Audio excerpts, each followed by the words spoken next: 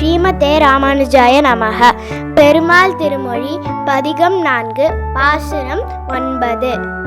அலர்மேல் மங்கை தாயாரின் நாயகனாக இருப்பவனே, பாவங்களை தீர்ப்பவனே, உன்னை சரணடைந்தவர்களிடம் அளவற்ற அன்பு கொண்டவனே, திருவேங்கடத்தில் எழுந்தருளி இருக்கும் பெருமானே, உன் கோவில் வாசலில் உன்னை தவிர வேறு எதிலும் விருப்பமில்லாத அடியார்களும் தங்கள் காரியம் நடக்க வேண்டும் என்பதற்காக உன்னை வணங்கும் தேவர்களும் அவர்களுக்கு பணி செய்யும் ரம்பை முதலிய தேவலோகத்து பெண்களும் கூடியிருக்கும் இடத்தில் உன் சன்னதி படியாக இருந்து பவளம் போன்ற உன் வாயை காணும் நிலையை அடைய விரும்புகிறேன்.